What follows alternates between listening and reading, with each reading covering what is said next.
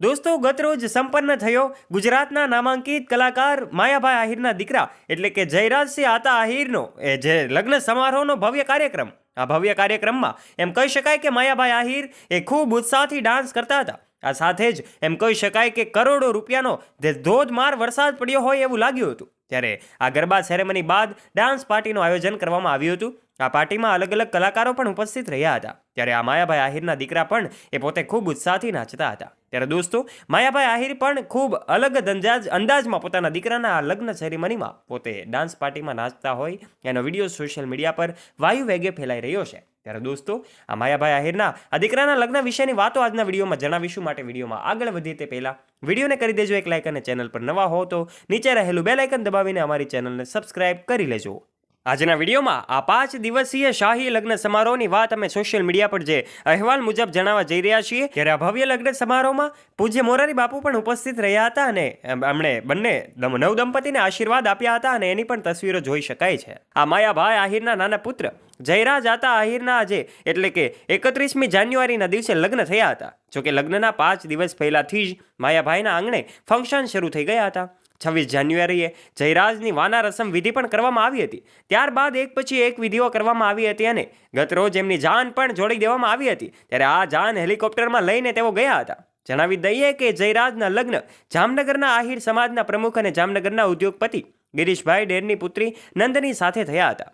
26 જાન્યુઆરીએ જયરાજની વાના રસમ વિધિમાં પણ પૂજ્ય મોરારી બાપુ ઉપસ્થિત રહ્યા હતા.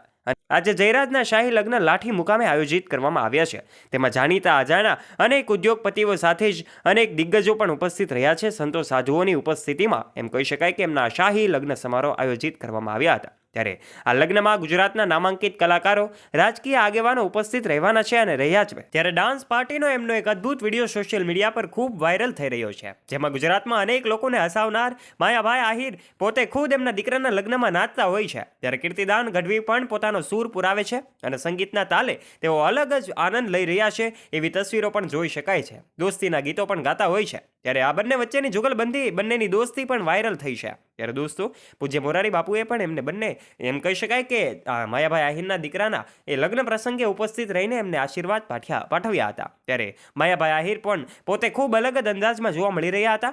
જેમાં દીકરાના લગ્ન પ્રસંગે આયોજિત આ ગરબા પાર્ટીમાં અલગ અલગ કલાકારોએ પોતે પણ એ ગીતો ગાયા હતા અને બંને વચ્ચે ખૂબ આનંદ જોવા મળી રહ્યો હતો. ત્યારે દોસ્તો, આ માયાભાઈ આહિર, કીર્તિદાન ગઢવી, ઉમેશ બારોટ હોય કે પછી જિગ્નેશ કવિરાજ હોય, આ જિગ્નેશ કવિરાજનું નામ પણ માયાભાઈ આહિર એક શબ્દોમાં લે છે અને એક એમને પોતાની જે ડાન્સ પાર્ટી છે ને એ પાર્ટીમાં એ જીગાને બોલાવે છે, એવા ઉદ્બોધન સાથે જીગા એમ કહીને બોલાવે છે. ત્યારે આ પણ એક વિડીયો સોશિયલ મીડિયા પર હાલ ખૂબ વાયરલ થઈ રહ્યો છે. ત્યારે મોરારી બાપુએ પણ ખૂબ આશીર્વાદ આપ્યા હતા અને આ પ્રસંગને દીપાવ્યો હતો. ત્યારે દોસ્તો, ગત રોજ એમની જાન પણ જોડવામાં આવી હતી. આ જાન હેલિકોપ્ટરમાં જોડવામાં આવી હતી. દરેક ગુજરાતી માટે ગૌરવની વાત છે. એવા ફોટોઝ અને વિડીયો સોશિયલ મીડિયા પર વાયુ વેગે ફેલાઈ રહ્યા છે. જેમાં પૂજ્ય મોરારી બાપુ પણ ઉપસ્થિત રહ્યા હતા. આ દરમિયાન માયાભાઈ એ ભાવુક પણ થયા હતા. જયરાજના લગ્ન પહેલાના 5 દિવસની ખાસ વિધિ યોજાઈ હતી. જેમાં દાંડિયા રાસ, ડાયરો તથા બીજા અન્ય પ્રસંગો પણ સામેલ હતા. ત્યારે દોસ્તો, એક ગુજરાતી કલાકાર તરીકે માયાભાઈ આહિરે આપણું ગૌરવ કહી શકાય, ગુજરાતીઓનું ગૌરવ એવા